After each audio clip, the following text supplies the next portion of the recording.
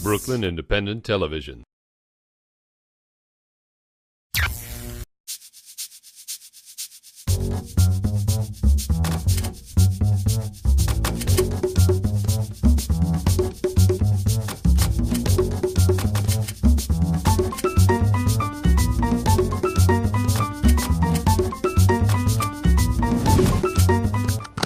Welcome to Neighborhood Beat, your passport to Brooklyn. I'm your host, Megan Brett, and on this spectacular Red Hook episode, we take yet another excursion through this energetic and industrious community. We visit talented tapestry artist Joetta Maue, take a walking arts tour with Mary-Beth Shine, get fitted in some sexy lingerie at Winkworth, and finally, grab some organic and fresh grub at Lila Cafe.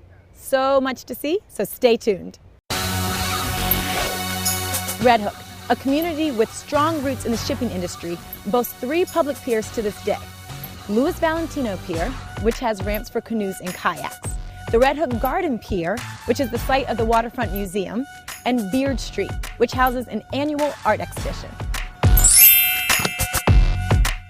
Joetta Maue is a visionary artist who works with photography and fibers. Now Maue, whose most recent works include exploring intimacy with embroidery, also teaches yoga, writes a blog, and is a new mommy. What doesn't she do?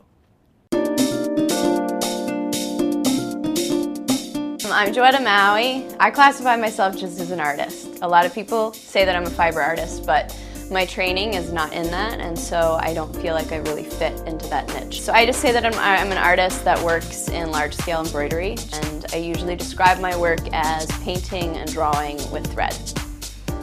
I started embroidering in graduate school. My background is actually as a photographer. As an artist, I think sometimes in the studio you develop these habits and you just keep going back to them so your work doesn't change. So I was kind of unique because I went in having no idea what I wanted to do. And my goal was to figure out what was the next body of work. I started to think about embroidery for conceptual purposes with this idea that in healing there's this slow meditative act and process to embroidery, but also there's the literal suturing. So you're both being violent and stabbing the fabric, and then you're also suturing the fabric back up. I was really more interested in simply as a conceptual tool in my work, but I ended up falling in love. I was totally addicted to the process. I love how portable it is, that I can do it anywhere. During my thesis year, I had to sort of marry this embroidery work that was all text-based at the time and my photography work, which was very narrative. I call them narrative portraits because they're not really portraits of the individual, but they're portraits of the moment the individual is in. And one day it was like, photograph, piece of linen, what if I embroidered the photograph? And it was kind of like once I did that for the first time, I was like, okay, this is what I'm doing for the next 10 years of my life. That's how I kind of fell into it, but it was also very natural for me. My mother is a seamstress, my grandmother crochets. It felt like coming home. Like it felt really natural to be working in fabrics. I was excited to be having like an excuse to be looking at thread. Even though I wasn't technically trained with it, I felt very comfortable manipulating it, and I felt really comfortable with knowing how it responded to me in a way that, other than photography, I had never felt that connection to something. Well, all of my work is on found linens, and so the linen often tells me a little bit of how the work's going to be installed or displayed. There is a lot of my work that isn't traditionally hung, even if it is hung. I've worked on pillowcases a lot because it's a sort of perfect linen to work with when I'm working with issues of intimacy. I'm kind of obsessed with the bed as a space because to me it's a very powerful locale in our life, and it's a really powerful metaphor. Most of us are born there, most of us die there, most of us have our most warm and intimate moments, but that's also where we're sick or dealing with trauma. So it has this really powerful place in our life, and it's often also almost like an overlooked place, which is crazy because we spend so much time there. And then I've also done a large-scale piece that is a life-size sleeping figure. So that piece was exhibited on a bed in a gallery, and it has also been exhibited on a couch, which I actually preferred. I've done pieces on a drape. For me, I'm coming from myself, but the work is really more about the human experience and about human nature and how everyone experiences love. It's not especially unique. So I'm just the catalyst for what I'm making work about, so even though it is personal, I love someone else resonating to it enough that they want to have that exist within their space. For this exhibit, I started to do this work, which I call the Red Thread series. It's inspired by the Chinese myth that you are attached to your soulmate by an invisible red thread, and that no matter what circumstances occur, you're always attached to that person. And so there are, I think, 7 pieces, and they are all about myself, my husband, and my son, and the sort of idea that we're attached by that invisible thread. So they're all done in variations of red thread. But for me, it was a little bit of a departure from my work because they're very much drawings, so they're sort of a simplified pulling back of my previous work. And then I was simultaneously working on some text work while I was working on this work, and they were exhibited together, so I can show you that work next.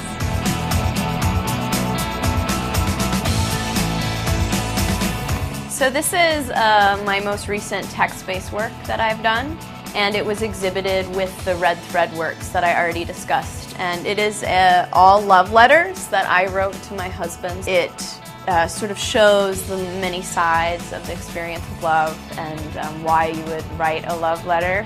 All of my other text work was just autobiographical, sort of coming from me, whereas these were all actual cards that my husband happened to save, and I found them, and so they inspired the series. And I also did these all white on white, which is a somewhat newer direction for my text work. So based on the idea of letters, I then decided to do a series of large letters, when you can see how large the handwriting is. The series is all going to be letters to men in my life, and so it will be this sort of idea of the roles that men have played in my life and what I have to say to them at this moment in my life. So it changes based on when I write the letter. And then I wanted to show you one last work, which is the series of work that I'm working on for an exhibition next year.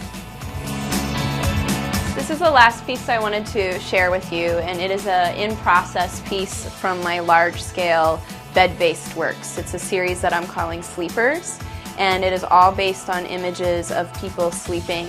It was inspired by a piece that's on exhibition now at Ann Street Gallery in Newburgh, New York. That's a large bed-sized piece, and it lays on a bed. And I wanted to push the three-dimensionality, so in all of these pieces there's a lot of bedding, draping, literal pillows to referenced pillows. I'm really fascinated by how the sleeping figure sort of is in this liminal space where they both look extremely beautiful and angelic and at peace, but they also can look crucified and death-like at the same time. And so all of the pieces are based on photographs of loved ones of mine. These are my parents, and these pieces are all going to be wall-based pieces.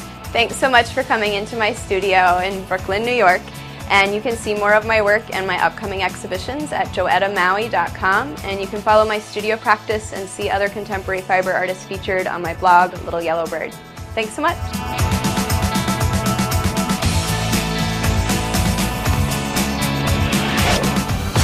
I could have been a contender.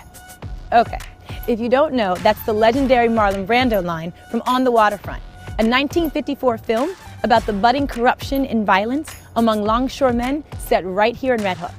Now, the film was actually filmed on the docks of Hoboken, New Jersey, but it did go on to win 8 Academy Awards, including Best Picture, Best Director, and of course, Best Actor. As a licensed sightseeing guide and resident of Red Hook, Mary-Beth Shine really knows her way around the neighborhood. So come along as she gives us our own guided arts tour of the chronically artsy Red Hook.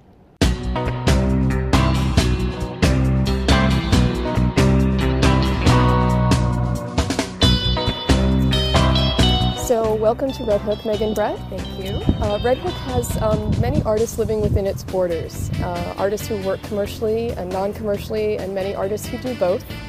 There are many artists who are born and raised here in Red Hook, and some who've lived here for 20 plus years, and others who are more recent additions to the neighborhood. I think the diversity of artists living in the neighborhood lends to the diversity of spaces in the neighborhood to view art, from more traditional gallery spaces to pop-up windows to bars and public spaces. And we're going to look at some of these diverse spaces today. So it sounds like we're in for a history lesson? Yes, we are. Excellent. Where's the first place we're going to go? We're going to go to Kentler International Drawing Space right here on Van Brunt Street. Excellent. Well, let's go. Let's go. So we're here in front of Kentler International Drawing Space, and Kentler was founded in 1990. to showcase works on paper and drawings by both national and international artists. And one of the highlights of what Kentler does is its flat files. And the flat files house works by over 160 artists. And the flat files are often used as a key resource for curators and art historians and collectors. And it gives the artists an opportunity to have more visibility for their work than they normally would. That sounds great. Yeah. Let's go inside. Let's go.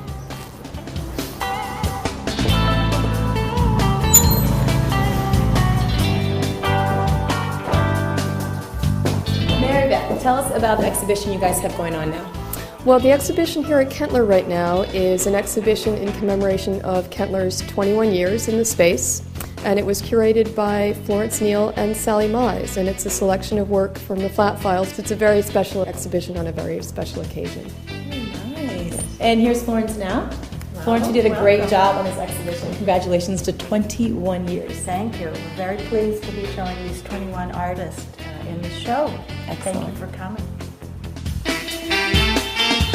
You know, Mary-Beth, I didn't realize that Red Hook had such a connection to the art world. It definitely does. So, where are we going to next? We're going to go to Sonny's Bar. And Sonny's is an institution in the neighborhood. It's been run by the same family for 120 years. And its current proprietors are Sonny Balzano and Tuna Johansson, both of whom are visual artists. And we're going to see some of their work and some of the work of another artist when we go inside. Well, sounds good. I'm ready to learn more. Okay, let's go.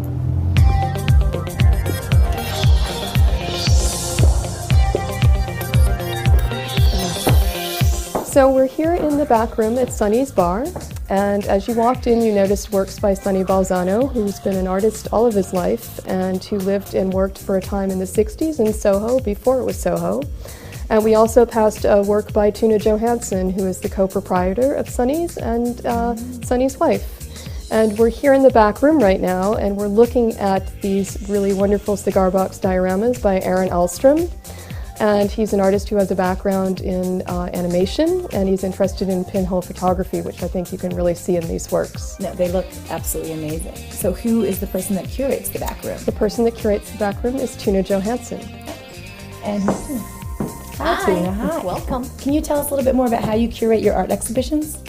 Well, both Sonny and I were artists, and naturally we want to show the work of all our friends that are artists as well. And what better place than the back room where you have a drink and you can sit down and just be with the work. That sounds great. Sounds like the best way to enjoy art. It is. Excellent. Well, thank you so much, Tuna. And Mary-Beth, we have one more stop on our walking tour? We do. It's 305 Van Brunt Street. Excellent. Let's go. Okay.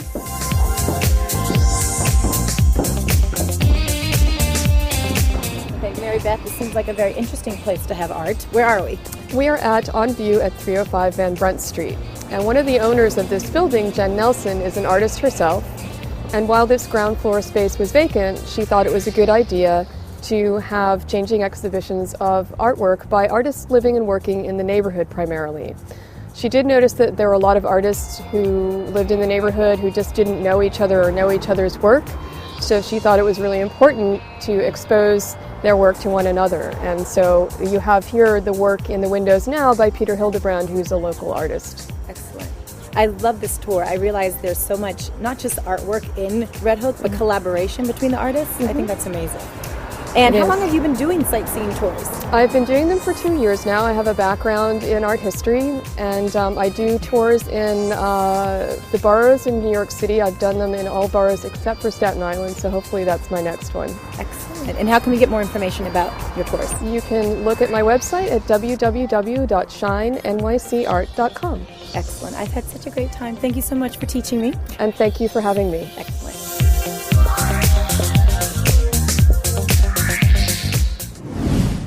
The brainchild of Susie Plaisted and Sonia Wells, Winkworth is a delightful shop that sells all things lingerie and for every budget. I heard that visiting the store is like visiting your friend's apartment. That is, if your friend's apartment is full of awesome lingerie made of exotic silk and lace.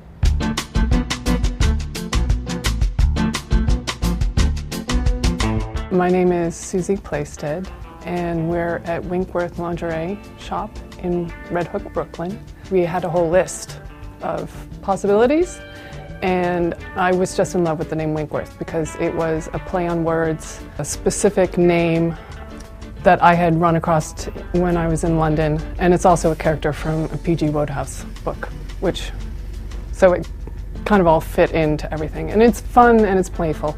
It's a boutique lingerie store that we carry various lines of beautiful French and foreign lingerie. A lot of our stuff is not even from here. Most of it's from Paris, London. We try to keep a variety of beautiful but affordable pieces. All of our customers can come here and find something that they like and walk out with some little piece of what we bring to the table. A little piece of beauty.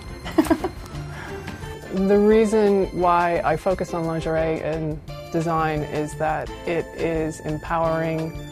It is always beautiful. I always get to work with beautiful materials. When I was a kid, I watched My Fair Lady, Gigi, and Funny Girl, and they're all transformation movies. I can have a client come in, and in a half an hour, she can walk out the door and she's standing up straighter and she's giggling because she's got something really beautiful on and she's the only one that knows about it. It's really sweet to watch every single time. We opened the store about 7 years ago. Basically, afternoon conversation between my partner Susie and I. We had it in our minds that we one day wanted to open a store, both of us. We started making lingerie. I was an art director, and Susie and I made a few pieces together, and we put it in a couple of videos. We got great response. And from that, we started working together and having trunk shows. It kind of blossomed from there. Sonia Wells is my other half at the shop here, and our daughters met when they were in first grade, and so we started hanging out together. Sonia and I started spending time together because our daughters were inseparable. We spent a lot of times working out how our business relationship, and we realized we were just a really good fit personality-wise. We have a great working relationship, and I don't know, we just kind of fit. It makes sense to us. From the very beginning, we started hanging out as friends. She's a wonderful person, and we just get through any situation we have here. I love being in this neighborhood because I would rather be a destination shop than a neighborhood over and be in amongst many other shops. Because we are such a specific shop, we need to be a destination shop, which is why this location works really well for us. Pie is the line that we carry here at the shop, Winkworth. And it is the made to measure. And we also do things that are one-offs. The primary thing that I love making here are the cut-to-cup size bias cut slips. We have a couple of sample sizes, and then I just make adjustments and notes according to how it fits on your body. I was traveling in France a great deal. You go to the brocantes, you go to Clignancourt. I would go to the lace booths because they were just riveting. I started a collection basically of beautiful laces. The interesting thing about lace in France is it all has provenance, the same way wine all has provenance. Specific laces come from specific towns, so each town has its own style of lace that they make. It's just, I like beautiful things.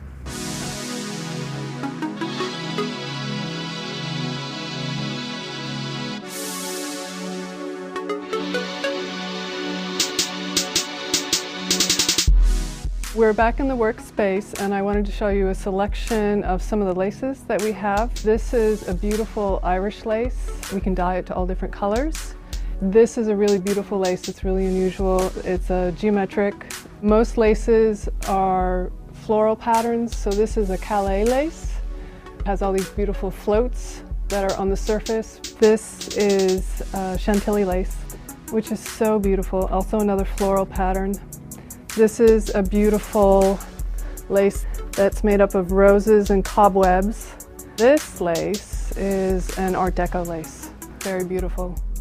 Thanks for visiting us in the back room at Winkworth.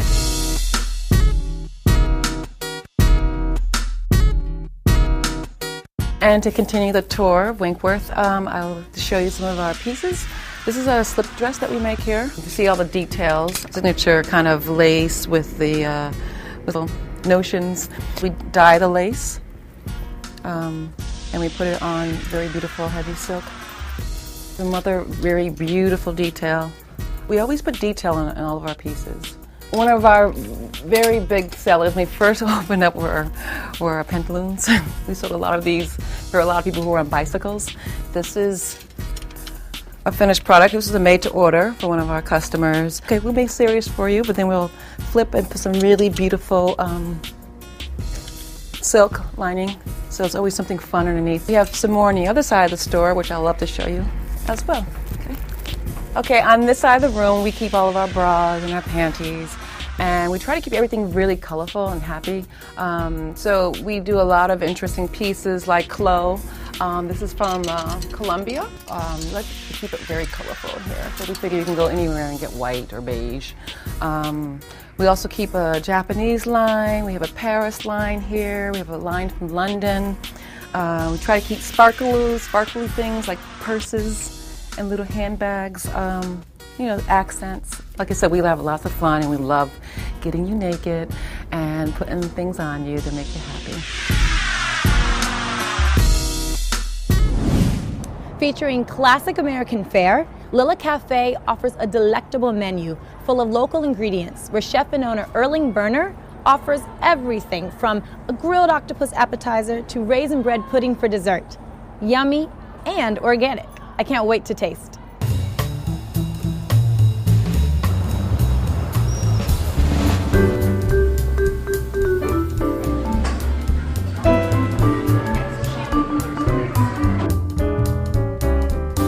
Hi, I'm Erling Berner, chef, owner of Lilla Cafe at 126 Union Street, Brooklyn, New York.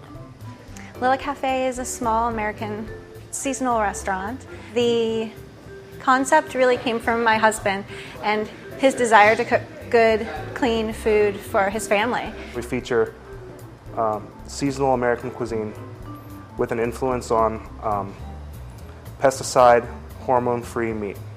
All our meat is antibiotic-free, hormone-free, free-range chicken, grass-fed beef, and our vegetables are locally sourced. I think it just makes a difference to people, for people to know that.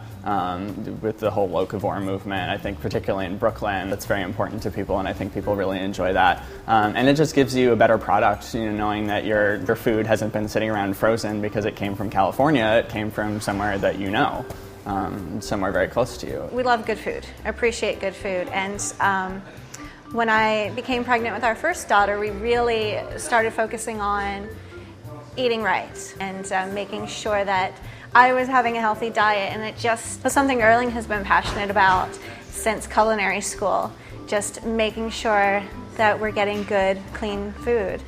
The thing that makes operating this restaurant possible in Brooklyn is that we have great purveyors just a few blocks away. Paisano's meat market, where I get a lot of my meat, is just 5 down and like 6 the other way up on Smith. To be able to have fresh, consistent product without using a freezer, which is something I hate to do too. I don't freeze anything. We do focus on antibiotic and hormone-free meats, and he does a free-range chicken, which is always delicious, and people love it. But one thing he also does is he hand rolls all of the pastas. So he makes all of the pastas himself. He bakes his own bread. The herbs during the high season all come from the garden. To get that level of fresh preparation at the prices we're offering, I think is a really unique thing. The previous tenants had enclosed it and they had seats and tables in the actual garden area.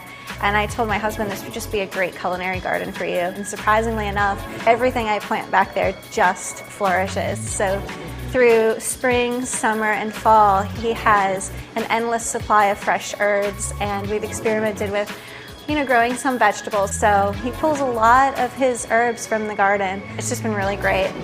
Today we're going to make a roast duck breast with rosemary cauliflower and a kumquat chutney. So the first thing we want to do is start the chutney because that takes the longest time. So I have some chopped shallots, kumquat sliced and seeded. I've got a preheated sauce pot, some canola oil. I'm going to start browning the shallots.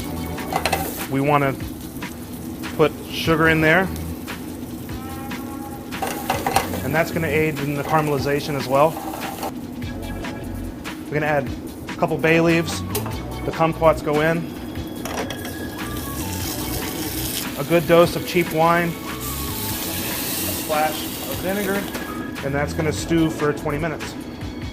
So we put that on the back burner on about a medium flame. And we turn our attention to the duck breast. We're going to score the duck breast a little bit. So we have a nice scored duck breast. Season it, salt. We put it on the grill, flat grill. Start with some canola oil. Some beautiful winter cauliflower here. Salt, pepper, and now we wait 10 minutes. All right, it's been about 10 minutes now since I put the cauliflower in the oven. So let's take a look and see what's happening. Yeah. We just melted the cauliflower with butter and rosemary. We're about halfway through the cooking process, about 10 minutes in. You see the duck breast is starting to render. See all the fat that's coming off on the grill? About halfway there. Chutney, 10 minutes away. Kumquat starting to break down. So now we have beautiful, nice crispy skin. I'm gonna flip it, 3 to 5 minutes. I like mine rare, medium rare. The chutney is basically done, edible and quite delicious. So we start with just a touch of soft polenta.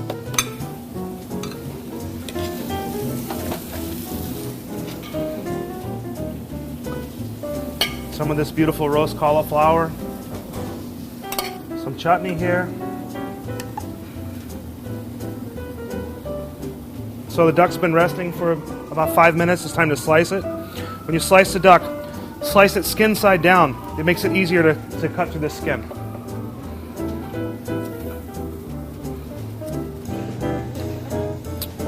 And there you have it. Roast duck breast with kumquat chutney, polenta, and roasted rosemary cauliflower.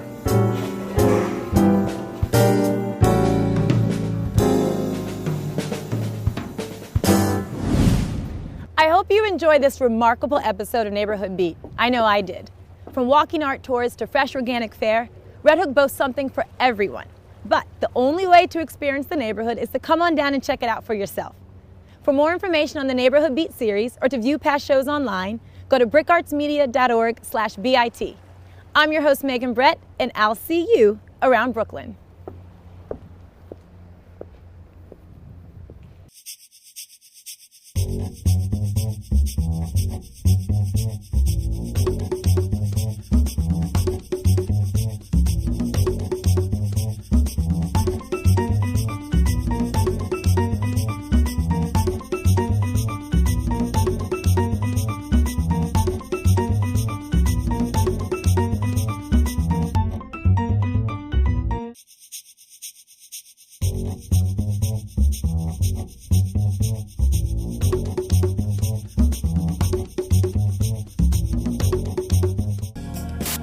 You're watching the BCAT TV network.